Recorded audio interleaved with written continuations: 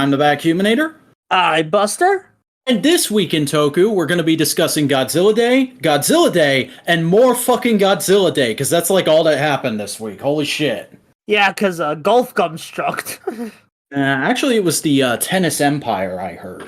Yeah, just some kind of sports-related menace prevented Superhero Time from airing, and really only Ultraman got an episode out this week. But even then, Ultraman's taking next week off, so it's like... Oh my god.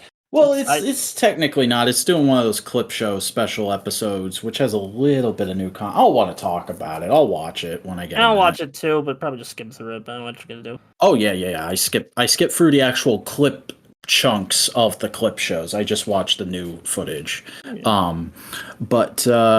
Hey Buster, what have you been up to this week? What's been going on? My brain has been hogged with Sonic Frontiers. I'm gonna be perfectly honest. You're gonna hate me. I know you're not a video game guy, but just Sonic Frontiers has been taking most of my brain space, and I'm super excited to play it after this podcast. Now, I'm such a not video game guy. I have to ask: is that the open world one everybody got really excited about when it was revealed? Okay. Yes. This is the open zone, is the term they're using. Neat. I hope it's good. Yeah. What are you doing, Mr. Vac? What are you scheming? I have just been prepping my ass off for the Modular Summit. There was a lot to get done this weekend, and I got most of it done. I still need to watch, I want to say 19 more episodes of Code Lyoko and take notes. But I should be able to do that tomorrow because even though I have to go to work, my school just started fall break this week and it won't be over until after Thanksgiving. So basically there will be nothing for me to do as a janitor except for clean the bathrooms at the end of the day. So I can just go in, clock in, and then go to my closet and just watch whatever on my phone until it's time to leave. Freaking what if just some student says, "Oh, I saw tweets out I saw the janitor there to watch a Code Lyoko, what a base janitor," or something like that. I don't think there will be any students there. There might be one or two people who have dorms on the campus who are talking to teachers that day or something. But I don't think I'm going to run into too many people. I mean, the teachers in my building generally they work from home whenever they can. There's no classes on Friday, so the building is typically pretty empty on Fridays, and I just clean the rooms I can't get to during the rest of the week. So that's kind of relaxing, not gonna lie. Oh yeah, it's probably the second best job I've ever had. Yeah. I'll ask the first best later, but for now, talk about our potential future jobs. Yeah, so as I said, the Modular Summit is happening this coming weekend, and because of that, I am going to be driving down to Florida most of Friday, and I'm going to be driving back home most of Monday. And that means I probably won't have time to watch the new episodes until I've gotten back unpacked, and even then I don't know if I'm going to have the energy to. So I'm not saying TWIT definitely isn't happening next week, but it might not happen next week. It just depends on how I'm feeling once I'm back and unpacked. At the very least, it will be delayed by a day, I say. Yeah, we could do a Tuesday recording, Wednesday release if you're up for it. Yeah, my other modular plans might conflict with that, but we'll see. Okay, but yeah, the Modular Summit is coming. Unfortunately, Buster's only going to be able to be a part of one thing during it, but it should be still a pretty exciting event, and I hope anyone who listens to this podcast regularly is hyped to see it. It's going to be the first time I will be in the same room as Boingo Rider and Snowcone 83, the two other Modular members besides myself and Buster. So pretty big deal. Yeah. But that's kind of our plug for the day. Yeah. I mean, if you do support Modular Media, hey, don't forget to like, comment, subscribe, and ring that bell. But you all know the drill by now, so we're gonna breeze past that and get into news. And there was a shitload, in fact, a metric fuck ton of Godzilla news on Godzilla Day, and most of it was merch announcements. So except for one or two things, we're not really going to go into detailed thoughts. we're just going to say what was announced and then move on in kind of a round robin style. So I'll kick it off. Mondo announced a new premium scale statue of Godzilla Tokyo SOS featuring Godzilla and the Mothra larvae forms. Their new Spiral Studios announced a new Mothra Monsterverse statue. X Plus announced a Godzilla statue. There's a new Light Up Godzilla statue coming from Phi? FYE. FYE. I just pronounce it as Phi.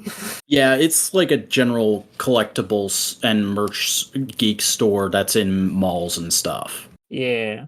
Bandai had a Tamashii Nations event where they announced a bunch of new Monster Arts figures, most of which are re-releases. There's going to be a re-release of Kong from the Monsterverse with some new accessories. There's going to be a re-release of Kiria from Godzilla against Mechagodzilla. There's on that movie later. Yeah, there's going to be a slightly new version of Shin Godzilla. Is just more red in the paint job. And they unveiled Monster Arts Classic Gigan, which I'm pretty excited about because they've only done Final Wars Gigan, which is my preferred version of Gigan, but I still love the classic Gigan just as much. And the only way to get an articulated figure of a well-articulated figure of Gigan up until this announcement was the Rebel Tech. And the Rebel Tech's not bad from the reviews I've watched, but this thing just looks so much nicer. The freaking detailing on the back spines alone is incredible. Yeah, it's probably one of the best monster arts I've seen, not gonna lie. Yeah, very, very tempted to pick this up. But what's the next thing, Buster? Burning Godzilla Funko Pop. Super 7 showed Toho Reaction Wave 2, which is a bunch of classic Godzilla characters. New Burning and Shin Godzilla plushies. I'm tempted to get the Shin one because I'm a sucker for that movie. Yeah, they look cute. Premium Bandai announced new Godzilla and Mothra couch cushions. There's a new glow-in-the-dark Godzilla shirt from Super 7. Yeah, I sent that to Snowcone. Crunchyroll store unveiled a bunch of new Godzilla-themed apparel. Bandai has some new Godzilla vinyls. Yeah, they're the basic kids line vinyls themed after the designs from the new shorts and whatnot. But then there were new Mechagodzilla art posters revealed for the Premium Bandai store. A Japanese restaurant called Yokocho announced some limited edition Godzilla food. Yeah, if you're into Kamen Rider the Diner, give that a look, and also consider ordering Jade City Foods Godzilla-themed hot sauce. Godzilla to join a video game I've never heard of called Giga Bash. I think it's just like a general chibi style kaiju style. It looks like an indie game. It looks like an indie game, but that's cool. Good on them. But I thought it was a mobile game, but it's on consoles apparently. It's downloadable. I'll look into it. But Toho has also confirmed that next year they are going to be celebrating the 50th anniversary of Megalon and Jet Jaguar's first appearances. So, Jet Jaguar short or bust. Yeah, I mean, Jet Jaguar already played a very big role in the recent Godzilla Singular Point anime, so... Has Jet Jaguar had a Monster Arts yet? I feel like he should have. If he hasn't, he needs to get one next year. Yeah. Everyone loves Jet Jaguar. If you don't, you're not a real human being with a soul. Yeah. And then for the big boy, the big kahuna.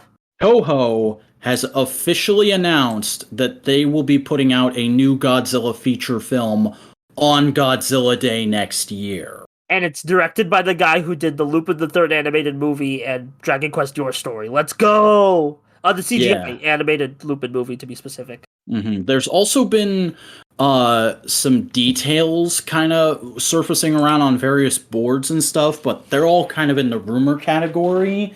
I will say those details sound interesting, but I'm not going to say them for fear that they turn out to be false. In any case, the sort of stylized logo Toho has shown here shows that it's, in my opinion, probably going to not be exactly the same, but close in tone to Shin Godzilla, but probably not in that universe. Yeah, the Shin universe was kind of a one-off, like, auto passion project. this is gonna be like the next era of the Reiwa era of Godzilla films, basically. Let's fucking go, honestly. Let's Yeah, get back it's to about time. getting a new Godzilla movie that's a sequel to the last one every couple years, please and Yeah. thank you. Or at least just like consistent Godzilla theatrical releases. Because like Millennium, like they really only did one sequel in Millennium. And like I know Millennium was the experimental area, but like you still got consistent Godzilla releases. They just were their own one-off films, if that makes sense. Yeah. But that is all the Godzilla news for this week. It was a lot of stuff I'm interested in picking up, a lot of stuff I don't have the money for, a lot of stuff I'm not interested in picking up at all. But ultimately, I think it was a pretty good Godzilla day, and we've still got a little bit more to discuss later in the show. First, let's talk a little bit of Ultraman news, though. There's going to be a new Pagos statue. It looks fine. It looks like Pagos. Hooray!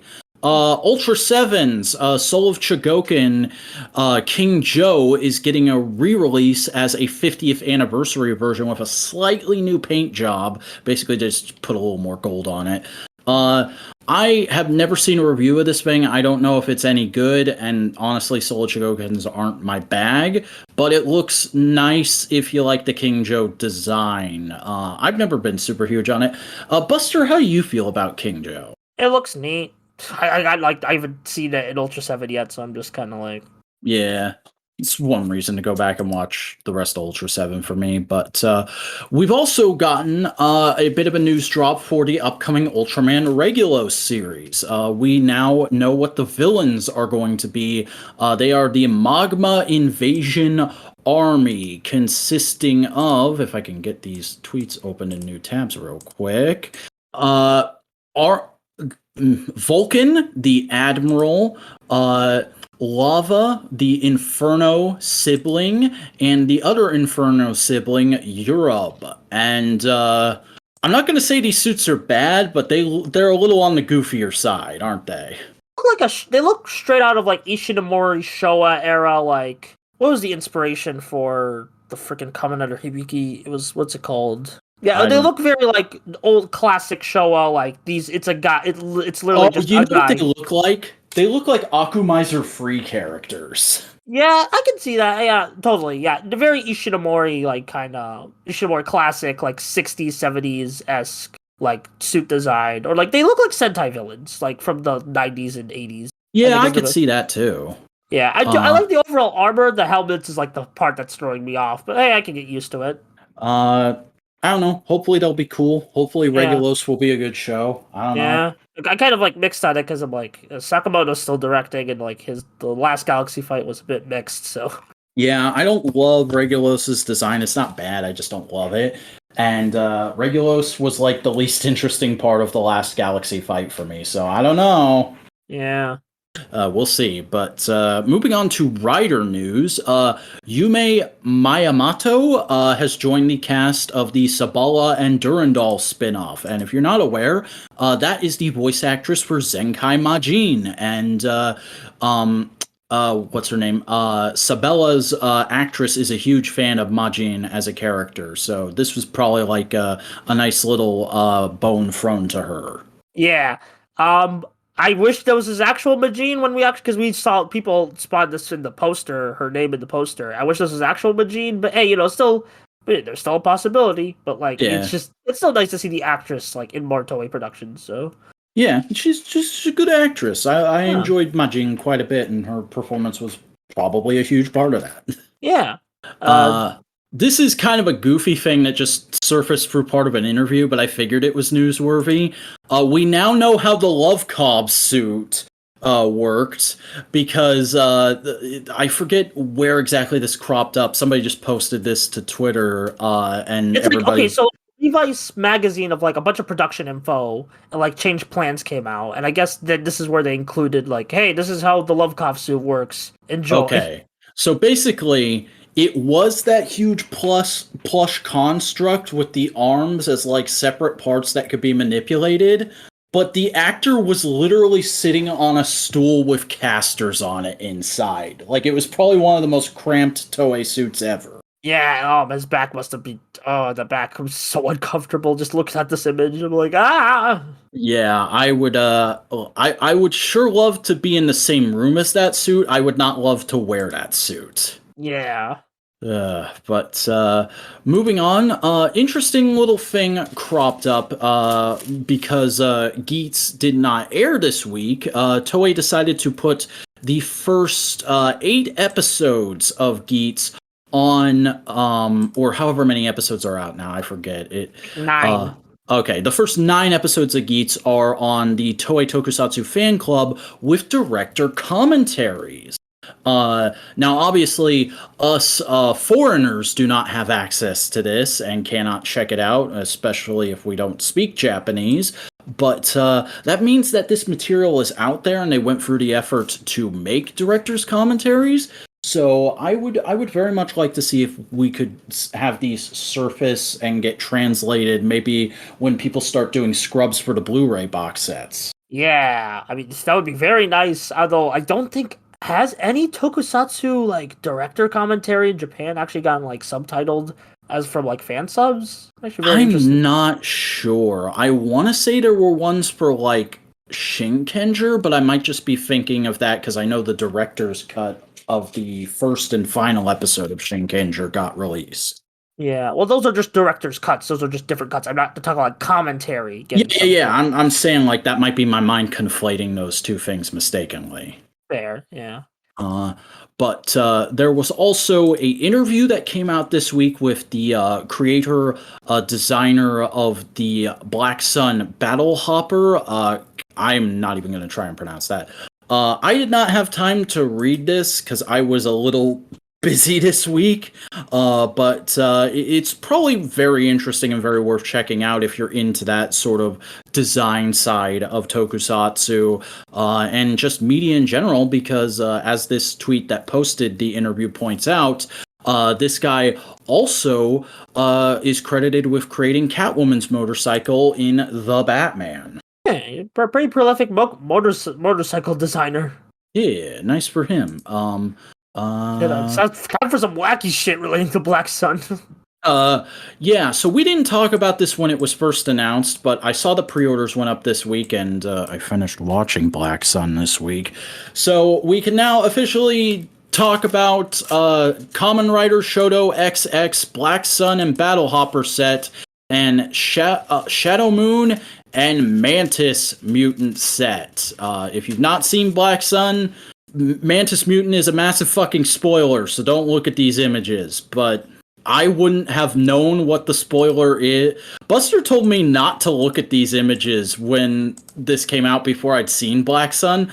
I wouldn't have known that this was a spoiler just by looking at it, because I would have just assumed this is a big monster baddie in one episode. That's a huge mark. I wouldn't have guessed that it's the character that it is becoming a Kamen Rider, basically. Yeah, I still kind of find it lame that they didn't give that character a name yet. It's like official Kamen Rider name, but hey, it's very cool suit, very nice surprise to have that suit in the show. It was a really cool moment, man, and I'm kind of tempted to pick up the Black Sun Shoto because it's just, God, it looks so good. Like, I am not usually a fan of Shoto. I usually think it looks a little too gappy and like it's not going to hold together that well. Something about the Black Sun designs lend themselves to Shoto really well. Yeah, because that $70 price tag is a bit pricey for me to justify.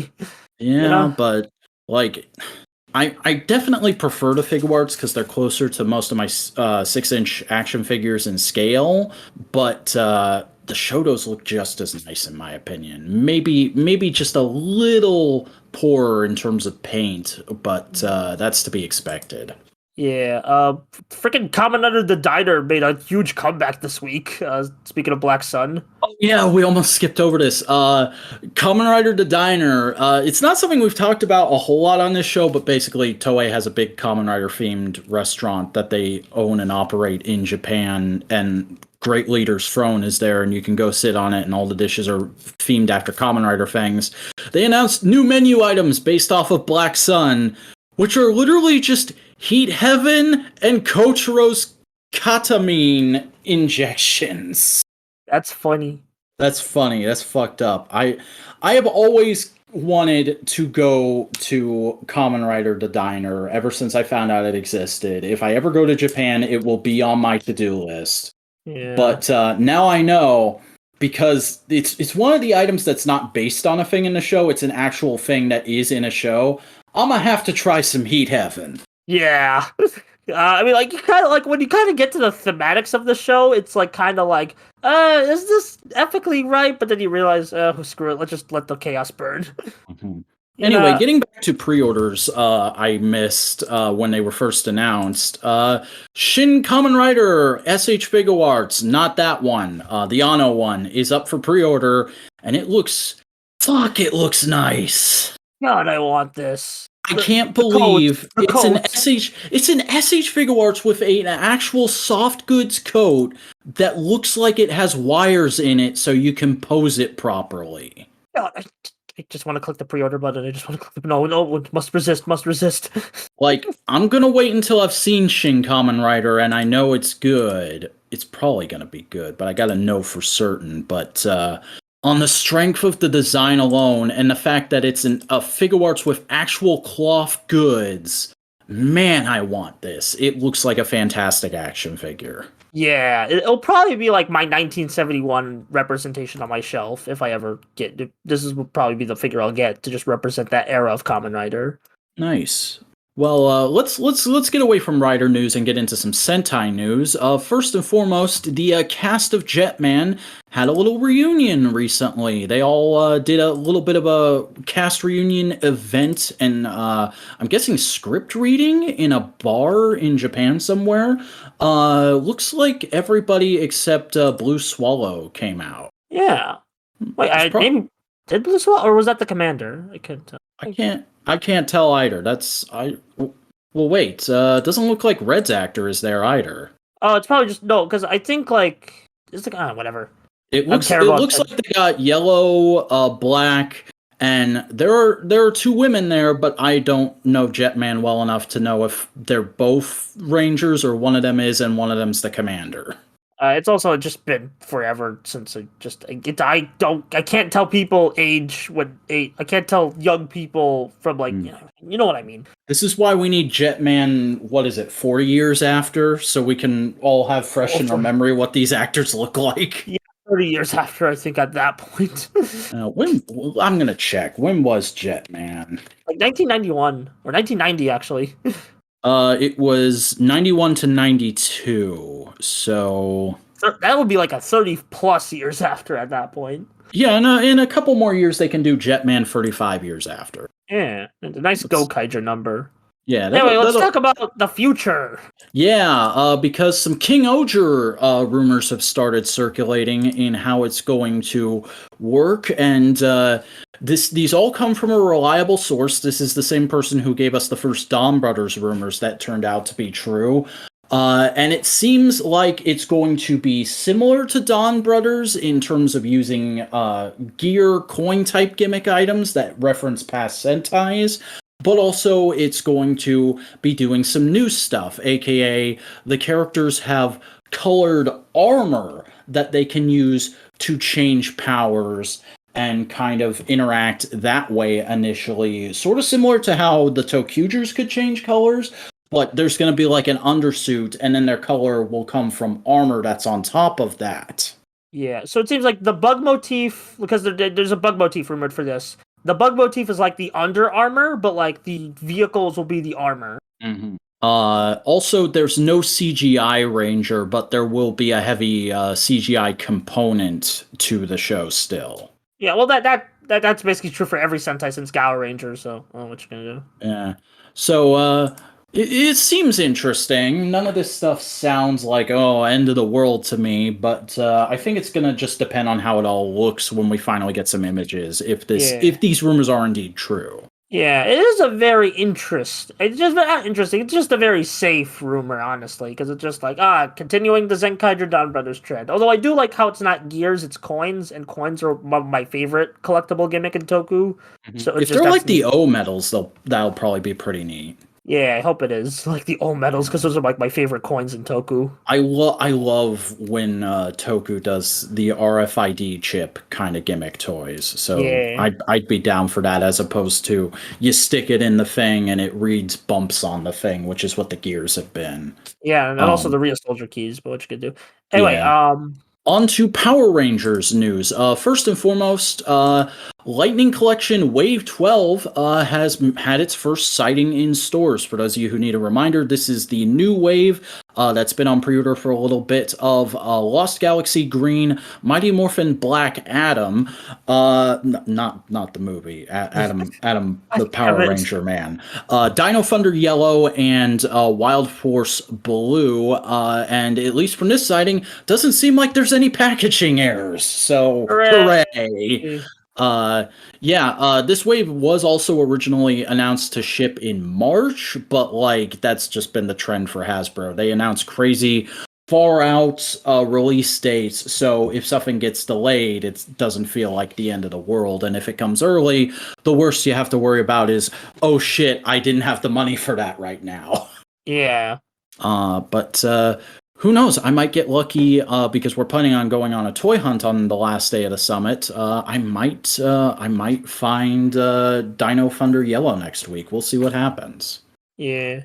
But also in Lightning Collection news, it appears the Lightning Collection, at least a part of it, is adopting the printed tissue paper thing that the G.I. Joe figures have been doing. For those of you who aren't aware, the new Hasbro plastic-free packaging puts the accessories in little baggies of tissue paper.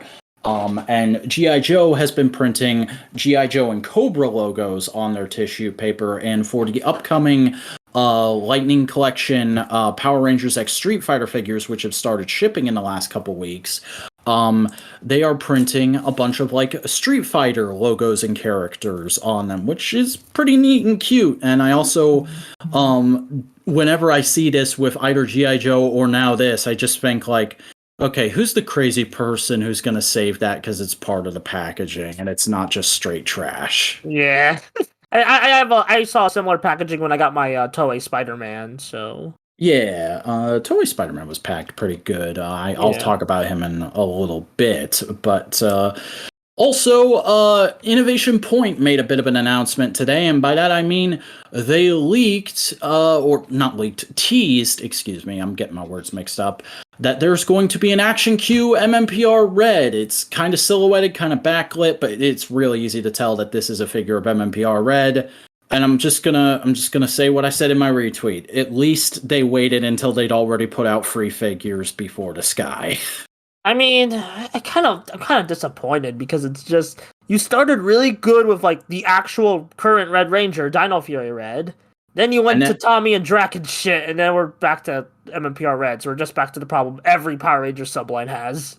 I mean, now that they've started the MMPR team proper, you know they're going to complete it. But all that I ask is, like, complete Dino Fury 2. Don't leave Zato hanging. Yeah, it's just it felt like it just feels like a Hasbro mandate because the Dino Fury one sold well better than what we expected. Well, probably it sold well and better than expected because there's not really many Dino Fury merch outside of Lightning Collection and basic figures. Yeah, you gotta get more of that stuff out there. Come on, guys. But come on, step it up. Speaking of putting stuff out there, hey, Mystic Force is now officially on YouTube in its entirety. So 12 hours of Mystic Force that's how long the entire season is. Okay. I don't think we've discussed Mystic Force on the show before, so I guess just real quick. I don't think Mystic Force is a terrible season, but it's very far from being one of my favorites. I need to rewatch it to make my opinion clear, like a lot of Power Ranger seasons. But I did like what I saw, and there's good stuff to it. I am slightly nostalgic for it because I remember watching the first like 2 or 3 episodes when they originally premiered. But the nicest thing I have to say about it is the base suits are in like my top 10 Sentai suits of all time. I love the Magi Ranger is really good from what I've seen. You should check out Magi Ranger. I think you'll like it a lot. I probably will one day. You're not the only person who's talked it up to me. Yeah. But getting into a little bit of current or just past Power Rangers news. Simon Bennett shared on Ranger Board a photo of the like in studio story layout for Dino Fury's second season, showing how they kind of extended and inserted in new episodes in certain spots because of Hasbro asking them to make the season longer than originally planned. And if you're into television production, this photo is fascinating to look at. If you just like the Power Rangers because it's a cool superhero show, you're gonna look at this and go cross-eyed. I'm both, so I'm like, wow. And also, Yeah, like they actually printed out like what the monster suits they're gonna use, and like, okay, this is their name, this is the Power Rangers name, this is their Sentai. Yeah, it looks like this is what episode they're from. Yeah, that good stuff. It makes me want to work on this show more, but like, I don't know what you're gonna do. Yeah, neat little behind the scenes thing for the fans to have and look at. But that is finally all the news that's fit to print. So, Buster, why don't you take us on to new releases? All right, it's time for the Kings, baby. Godzilla versus Gigan 2022. Yeah, so a bit of a surprise. There were actually 2 Godzilla Gigan shorts that came out on Godzilla Day, and even though I try to keep us mostly to live action tokusatsu stuff, we're going to talk about them both. But let's talk about the live action one first. It's all right. It's pretty solid. It's basically just the Hedorah short from like last year, just with Gigan. Yeah, the coolest thing about it is Gigan finally uses his eye laser. Yeah, apparently that's a running joke in the Godzilla fandom where it's like, he never uses an eye laser. Well, it's like, bitch, eye laser. Yeah. Also, I'll just restate what I said on Twitter here. That final shot after Gigan is defeated and there's all this debris falling down, I dead ass thought the Dawn Brothers ending was gonna start playing for a split second because there's always those like feathers falling in the foreground when they cut to the ending. I mean, like, any Godzilla movie ending with Don't Boo Dawn Brothers would be, like, the greatest movie of all time, let's be honest. Yeah, fucking Toei Toho, set aside your differences. Give us Godzilla versus Dawn Brothers in 2023. That would be the best movie ever, but, like, in my dreams. Yeah, it's neat, it's fun. Cool to see modern Godzilla suitmation. For the first time in a long time for me, because I hadn't seen the previous couple of shorts. But that's all I have to say. Yeah, Sam. Next one? Yeah. Alright, Godzilla versus Gigan Rex. This short fucked. Oh, yeah, it's kind of like, whoa, if this is like the test for what we're getting next year, I like this.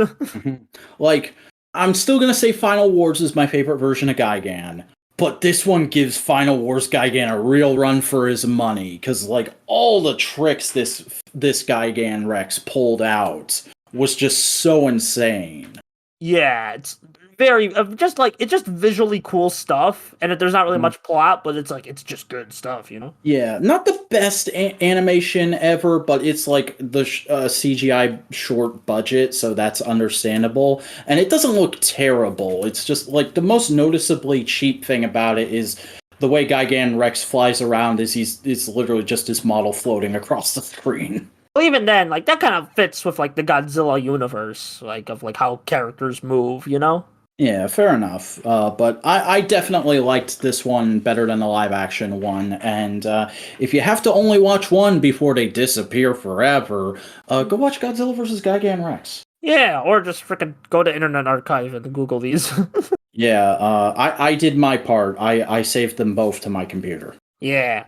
Alright, now time for the only big 3 that aired an episode today. Ultraman Decker, episode 17, Investigation from the Past. This was kind of disappointing, not gonna lie. Really? I like this episode quite a bit. Yeah, it's a good episode, I'd say. I'd still say it's good. It just, I don't know, something about it felt a bit low stakes for like what they were setting up last week. That's true. I find it really weird that Kaneda immediately does like one of the most racist things I've ever seen in a Toku. And that's saying something, and nobody calls him on it. They just move past it. I guess it's like, oh, you're just learning still.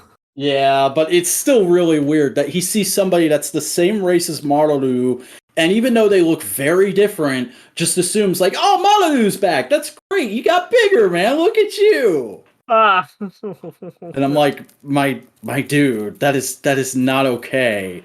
That's like if I went up to you and said, "Hey, Haruki, how's it going?" Yeah, just a bit, I mean, it's alien racism, so I guess it's okay. That being said, it was great to have Hanejiro back for an episode. I loved the effects in this episode. I haven't seen a night fight in Toku in so long, and it was so good to see that. Yeah, that moonrise shot, solid. Yeah, and I love that we finally got Serious Man's backstory. Finding out that he actually has a connection to the commander from his childhood that neither of them realize. And also a cameo from Hunder from Ultraman Trigger. Yeah, now it's weird that it's basically ripping off a plot point from Power Rangers Lightspeed Rescue. Yeah, well, I don't think any of the staff has seen Lightspeed Rescue. Let's be frank. Oh, definitely. It's the same fucking plot beat, except it's not the main hero. It's a side character. Yeah. But I still enjoyed seeing it. It was executed well, and it was overall a fun episode, I thought. Yeah. I think I just had my expectations way high after the cliffhanger from last week, so... Mm-hmm. What, did you want this to be like a courtroom drama? Yes! Yeah, or just not a courtroom drama, but like basically big serious things happening, you know? Big drama, you know? But like the drama here was still great, though. The commander is friggin' just like, I better call Saul, huh? Yeah. God damn it.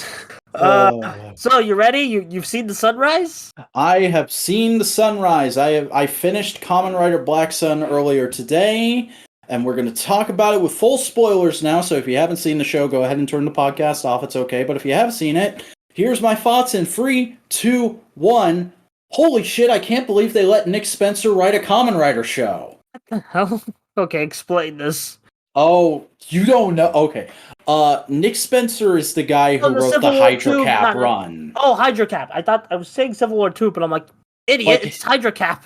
His Captain America run is known for being so annoyingly and blatantly political that it feels like you're just reading somebody's Twitter time. I think this is a bit more like less than that, because it's not as bad as that, but there were moments where I was like, really? You had to get that blunt? Really? Yeah. I mean, I feel like with this, it overall builds to like a grand theme and a grand ending that like has like a great message to end you off with. Oh, don't get me wrong. I love the show. I agree with its politics. I think it's a beautiful show. The score is incredible. The effects are incredible. The cinematography is incredible. The acting is really good for the most part. I just feel like the story goes a bit far in a few places. Okay, understandable. Like, I personally, like, kind of like, I'm starting to revel in that edge a bit. So it's like, I kind of don't mind that, especially because they keep it vague enough, and, like, because I saw some people, like, associating some of the hate crimes that happen in the show to, like, real hate crimes, and I'm like, these are pretty general. There's a scene where they literally do the George Floyd thing. Oh, okay, well, like...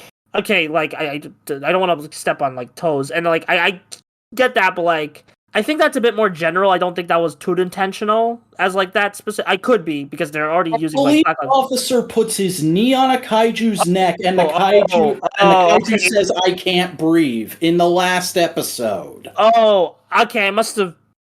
My bad, I must have blinked that out. I was probably... Was that, like, during the epilogue?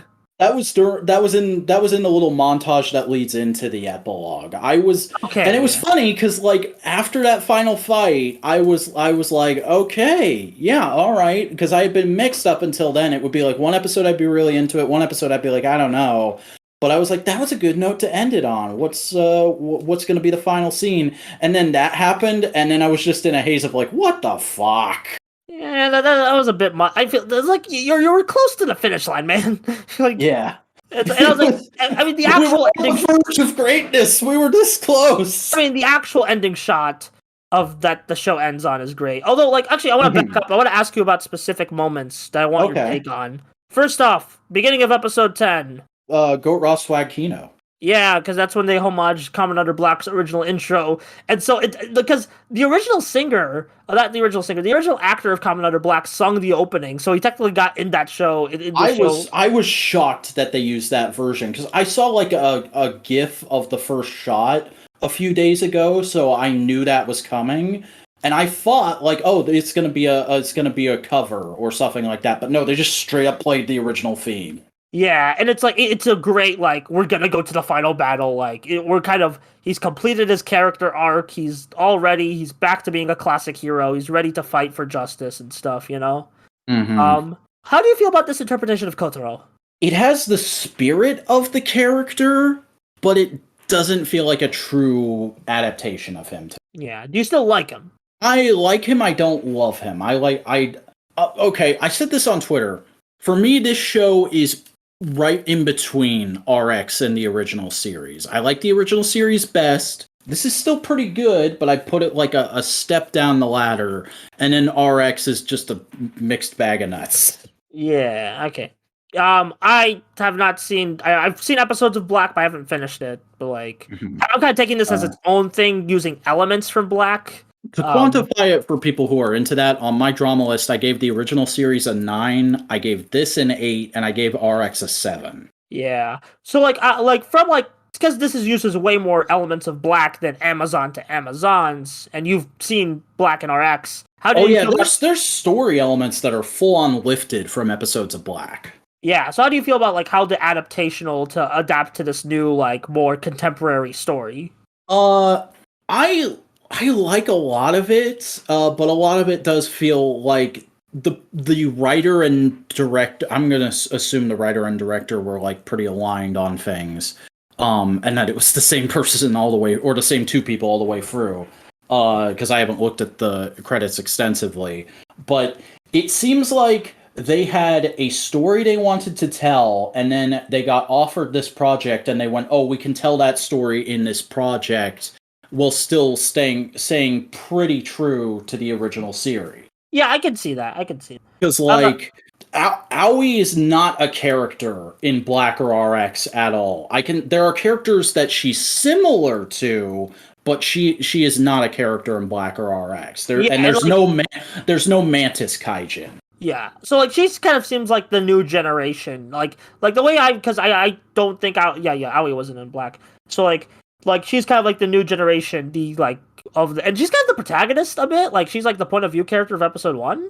I'd say there's technically 3 protagonists, because Shadow Moon does not become an antagonist until the last couple episodes. It's like him, Kotaro, and Aoi are all protagonists. Yeah. How do you feel about how do you feel about this version of Nobuhiko / Shadow Moon? I really didn't like it for a lot of the show. For a lot of the show, it felt like, because Nobuhiko doesn't really have a character in Black, he's just kind of memories, and then Shadow Moon is very much its own thing. It felt like they were trying to invent a character for Nobuhiko, but the character they invented didn't feel at all like the way Nobuhiko is portrayed in Kotaro's memories in the original series. So for the longest time, I kept feeling like, but that's not Nobuhiko, though. That's not Nobuhiko's character. What are you doing? Ultimately, it gets to a place where for this show, I feel like it's a good character, but I don't know if it has the spirit of the original Nobuhiko like Kotaro does. Yeah. But like, do you like the character? Like, do you like his kind of like fall from grace, or his activism, for lack of a better word? It's done pretty well for the most part. I will admit the flashbacks got a little tedious at times, just because like some of them felt a little unnecessary to me. Like there were a few in the middle of the show where I was like, did we really need to see this? This doesn't feel like a big, huge moment that made the characters into who they are in the present. So it's only really here for flavor. Yeah, I mean, it's a good flavor, I'd say, but like I do agree, like the middle of the show kind of drags, but I think that's the same for like any big streaming show, because I kind of like Black Sun. To me, feels a lot like Kamen Rider's take on like the modern Netflix streaming show. Like you're like all 10 episodes dropped at the same time. It's like there's a big over serialized story. It's like this is their take on this new format that's popping up. So, and I mean, like to play devil's advocate for the flashbacks. One of my favorite scene is a flashback. Yeah, which scene? It's the scene where Oliver Johnson draws porn on a protest sign, and then Kotaro goes, "What the hell are you doing, you idiot?" And then he just starts gyrating and goes, "It's ours." I want a gif of that. Yeah, you probably use that a lot. But like, Mhm. yeah, Oliver Johnson's great. Never forget him. Yeah.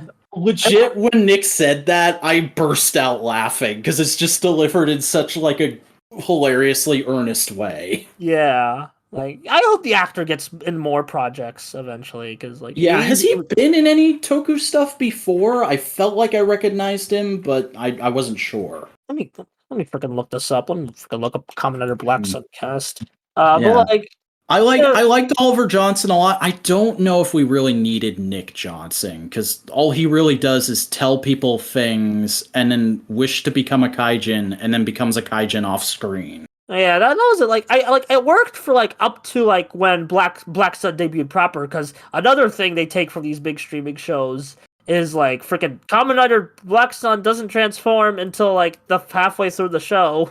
I mean, though, like for a while he's using a freaking kaijin form. Yeah, and I honestly like both the kaijin forms and the rider forms. They're most of the suits, most of the main suits in this show are beautiful. There's only like a few that I'm like, you got lazy there. Like Whale Kaijin, it's literally the same as it is in the original show. It's just a big rubber whale head. Okay, but like I love the like I just love whales. It's okay. Kind Fair of enough. yeah. It is like the way it moves. I like it so. Though, if I'm being perfectly honest, considering the role Whale Kaijin had in the original show and how it's very similar here, I would have liked it if Aoi was the Whale Kaijin. Like, the Hmm. Mantis suit is great, don't get me wrong, but I think it would have been more appropriate, like similar to how the Mole Mutant got a big character upgrade in Amazons. Give Whale Kaijin a big character upgrade for Black. I can. Okay, well, like I'd say, like I'm gonna say why that wouldn't work. The Mantis suit's kind of supposed to represent the new generation because that spoilers for the end of the show. Kotaro and Nabuhiko die, both of them, and it's like it's kind of like this is the new legacy of that. Like she'll like uphold, she'll take like the way I see it, she takes A Nobuhiko's new hero, a new legacy. Kamen yeah, Rider Mantis. something like that. But like the way I see it, like she'll take like Nobuhiko's activism, but Kotaro's ideals, if that makes sense, you know? Yeah. That's how I see it though. Like it just Mhm. this is a very deep show, so it's I'll like admit that was one thing that really put me off early on. How for a long time Kotaro had a kind of fuck it attitude, and I'm like, that's not Kotaro. But he gets back into the spirit of things later on. yeah, and it's like even like that you can kind of understand where he's coming from, and he still has the shred still shines. Like at the end of the episode 1 when he saves Aoi for the first time, you could see that shred there and clear, you know? Yeah. By the way, that was like that scene. That was the moment I was like, all right, I'll watch the rest of this because the whole way through I was like, I don't know if I want to dedicate 10 hours to this. Yeah. But then the fucking the effects in this show are probably the best they've ever been in a Toei Kamen Rider production. Oh yeah, 100%. And it's like part of that's budget and like how it's different directing than like how Toei Toku is usually produced. It's like different production team. But also like they got the guy who did the effects direction for Ultraman Z, and that's one of the best looking Ultraman shows. So he Yeah, probably helped. and like they applied the show's philosophy of use real special effects wherever possible, but CGI when you need to. It's just they had like a movie level budget. Like I would not be surprised if the budget for an individual episode on this is on par with the equivalent budget for Kamen Rider Zero. Yeah. Because that's what the effects reminded me of so much. I was like, this is like if Zero was made today. Oh yeah, I can feel that, especially with the kaijin forms. Like they kind of give some Zeno vibes. Yeah, I was also just so impressed because we were talking about Amazon's last week, and like Amazon's is notorious for CGI and plug-in blood effects. There's so much real blood in this show. Yeah, but the first scene is literally kid heart surgery. It's and like, intense, but in the best way possible. You even mentioned the Creation King puppet. It's cool. I like the way it looks. I like how they did their own thing, but then they also did a visual homage to the original show later. Because in the original show, the creation is just that heart, and it's played up like after being the Creation King for so long, he shriveled up into just a giant heart. Ah, So then like the Kotaro just rips out his heart, like freaking yeah. That's probably like my favorite bit of gore in the show. As sick as that sounds, like I'd say, like I keep saying, Amazon is stylishly, it's like low budget, stylishly gory, while this is like more gory, if that makes sense. More Yeah, it's like brutally. if Amazon's is like a direct to DVD 2000s horror movie, this has the effects of like an 80s horror movie. Yeah, that's a good way to put it. And like each of them are good in their own right, I'd say. Yeah. But final thoughts, because I think we got over most things. It's good. It's really good at times. I'm not as in love with it as everyone else seems to be. Yeah, fair. I mean, I've seen a few critics pop up, but like, I think it does stumble in places. Well, that's kind of a thing with like if you're gonna do like immediate. I feel like that's just kind of inevitable if you're gonna tackle these huge thematic like entries. There's gonna be some slippage, but you can tell their heart's in the right place, and that ending message especially. I feel like. Yeah, just great show. I really recommend it. I'm not sure it's my favorite Kamen Rider related thing of 2022, but it's high up there. Yeah, it's definitely worth your time if you align with its politics and can stomach gore. Yeah, it's not subtle. It's very different from what we know about Kamen Rider. Not very different. It's very Ishinomori-esque, like in classic Ishinomori-esque in areas. Oh I'd yeah, say Shotaro Ishinomori would have loved this show. Yeah, it might have been it might beat out Shin as his favorite if he was still with us. Yeah. Oh, one last thing. People keep talking about how great Did You See the Sunrise is, and it's pretty good. But like, I like the opening better, and I like a lot of the piano pieces in the score better. Like that little just da da da da. Yeah, honestly, I kind of got annoyed by that leitmotif just because I'm like, Did You See the Sunrise is way better, but like, it's still a fine leitmotif to have, and Yeah, nice. I feel like when I think of this show, the da da da da is gonna stick with me way more musically. Yeah, I mean, like for me, like Did You See the Sunrise has been sticking with me more, and I like you don't get like Amazon style like the song plays while the episode ends, but like that kind of would have been cool. But like, what you gonna do? Oh yeah, Kotaro transforming and then just Did you see sunrise? That would be cool. Yeah, Somebody make that edit. Or like when the Shadow Moon crushes the racist head as he comes Kamen Rider for the first time. That was a great scene, by the way. Best fucking death in Kamen Rider since Bano Shinjiyama. Yeah, just also poor Shun. Shun was the pigeon guy Awie's friend. Poor Shun. That's another thing that felt like it was maybe a step too far. Like, I'm not going to say it is, but with how gratuitous it gets and how in pain you see the parents at times, I was like, I don't know if I'm comfortable watching this right now, but it's a real fucking thing that happens, so it's appropriate to be in this show. Yeah. Yeah, so overall Black Sun good. I definitely see like both like the controversial and like its bad side and the controversial its good side. So but I think I'm in love with it, honestly. I love this show a lot. Anyway, I'll start. Should I start with old stuff and toys, or do you want to go first? Go for it. All right. I did a bunch of Godzilla stuff over this like past Godzilla Day weekend. First off, I'll start with in order. I just decided, screw it, I'll see Godzilla Millennium. This was the Godzilla film they kind of rushed into production after the 1998 film starring Matthew Broderick was a 1998 film starring Matthew Broderick. That's a lot of fish. Yeah, that's that movie. And I just decided, what is there anything special about this? And honestly, it's kind of the weakest Godzilla movie I've seen yet. I know I haven't seen Raids Again yet. Raids Again's probably going to be way worse, but like this is kind of like a bit standard. It starts really compelling with these like not channel surfers, like these storm surfer family that are like chasing this Godzilla like a storm is like what I'm trying to say. And like interesting. It's like the beginning of the movie is strong. It's like, yes, Godzilla's already pre-established in this world as like this force of nature. At the middle drags, man. The middle's like so boring. But then the end, it's like when the Millennium people come, a Millennium alien species come and like they fight Godzilla. That's pretty good. I like that. And then the ending is like one of the best Godzilla film endings. Because it's literally like this dude like yells, Godzilla! And then Godzilla is just like, he like freaking knocks him out. Like, kills him. and then he just like walks off as like the remaining characters are like, what's gonna happen now? As like the movie ends with Godzilla just continuing his Wrath of Terror after beating Millennium. So that's money ending, man.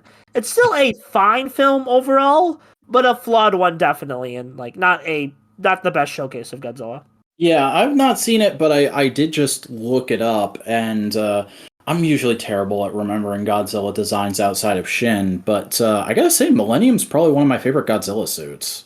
It's a fine suit. I like the suit. The effects I are like how spiky he is. yeah, and like this was important for like establishing the experimental tone of the Millennium era, which is like kind of like the next film I'm gonna talk about is also Millennium related. So it's kind of becoming like the Godzilla era I've kind of becoming the most familiar with right now. Anyway, speaking of that, I on November 3rd, Godzilla Day, I went to see two movies. One was not Godzilla related. It was One Piece Film Red. We're not going to talk about it. This isn't a One Piece podcast. But the other was Godzilla against Mechagodzilla because they were doing it for a Fathom event. Now, is it the Mechagodzilla that comes after Godzilla Millennium, or is it the Heisei one? This is the Millennium Mechagodzilla film starring so Kiryu. Yeah, that's Kiryu. Okay. A lot of people's favorite version of Mechagodzilla, from what I hear. Yeah, but before that, we saw it was a packed theater, man. It was like a very packed theater. It was like it was hard to find a good seat, but I managed to get one.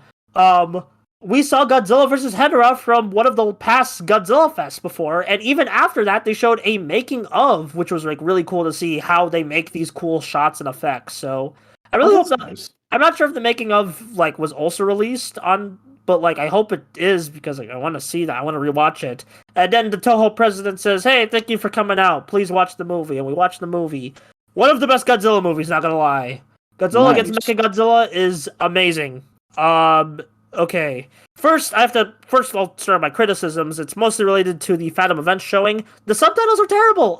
They're tolerable, but a lot of beginning of scenes aren't translated.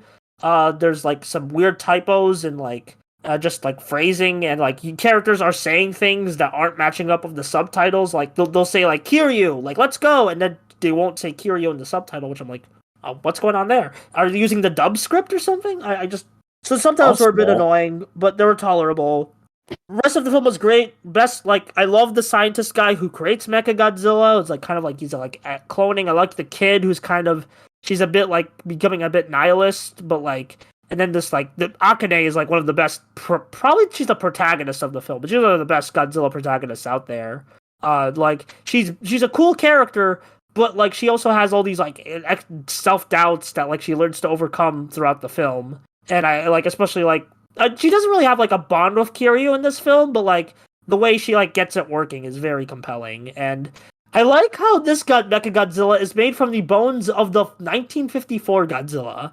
I was gonna say that's one of the few things I know about this movie, and I've always thought that sounded really cool. Yeah, and they use like a couple stock footage from like past Mafra and other like Toho like monster movies, like too. Like when they literally show some Godzilla footage, they show some like Mafra footage, and they show like I forgot what the other one was, but yeah. And then the Godzilla suit, yeah, pretty good effects. Frame rate, apparently like the frame rate in this showing was a bit odd, and yeah, I can kind of tell at times, specifically with some of the slow mo and dodging. But yeah, effects overall, I love the Kiryu design here. Just a very entertaining movie, very compelling movie. I am very interested to check out Tokyo SOS after this. Yeah. Nice. I heard that one isn't as good. I look forward to hearing your thoughts on that, and I'm guessing you're going to watch Final Wars too. Yeah, I'll eventually watch Final Wars. Sorry, just replying to someone. I'll eventually watch Final Wars, but I kind of want to do that at the end of my Millennium watch through, or just whenever. Because like Millennium, you can watch in any order, minus like you have to watch Tokyo SOS after Mechagodzilla, because that's like the only direct sequel in the Millennium era. Like, which I kind of find odd. Like, it's called Final Wars, but it's not really a finale to anything. It's just freaking. Well, it was supposed to be the last Godzilla movie. Yeah, I guess, or like. They had like a big marketing push, didn't they? I don't know. I think it was kind of like how Episode 3 was supposed to be the last Star Wars. Yeah, because like I know like apparently Final Wars bombed initially. So I still remember. This is completely off topic, but fuck it. I still remember when I was a kid getting Lay's potato chips Star Wars Episode 3 Revenge of the Sith trading cards. That's pretty epic. Hey, speaking of like the current American pop culture, talk about your Marvel Legends. Yeah, it's probably the one and only time we'll talk about Marvel Legends on this show, but I got Spider-Man, because I don't like that SH figure arts. I'm never going to get that. But this was nice and affordable, and there was actually a sale on it on Amazon like a week or so ago, and Buster peer pressured me into getting it. Yeah, because I have it too. I didn't talk about it because I didn't know how. I just like it's a neat figure. I don't have any other Marvel Legends, so I can't compare it to anything. I really like it. The articulation isn't as great as it could have been, but I feel like it's good enough for this version of the character.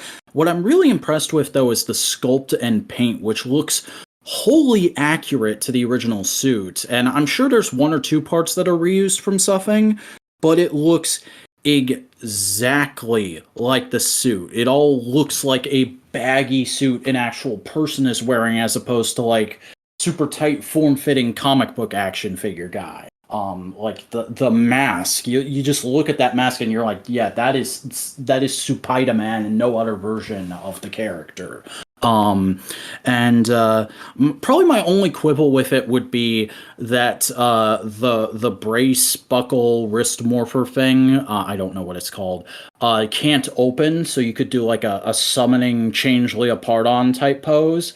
But I do like that they went through the effort of putting all the little details on the outside of it, so that's nice. Overall, I think it turned out really well, and if you are a fan of Takuya, it's worth picking up. Yeah, sure. Glad you're happy with it. Anything else, or is that it? No, I think that's pretty much it for this week in Toku. So, Buster, why don't you plug your stuff? Yeah, hey, I'm Buster Corp. I do videos on a variety of subjects, but a lot of times Kamen Rider. I have a Kamen Rider Geo video coming out, so I'm editing it right now. So go subscribe and get in on the action before I blow up or something. I'm already pretty. If you want to hear more about Black Sun, I did watch your Black Sun video and it was pretty good. Yeah, go listen to that. Yeah. And when you're done with that, hey, I'm the Vacuuminator. I make video essays too. I'm gearing up for a comeback. Go check out my backlog at youtube.com/thevacuuminator. I'm also on Twitter for the time being at the Vacuuminator, and I'm on Instagram posting action figure photography at _Vacuuminator. But folks, as I said, that is all for this week in Toku. We'll probably see you back here for whatever happens next week in Toku, but if not, we'll at least see you the week after that.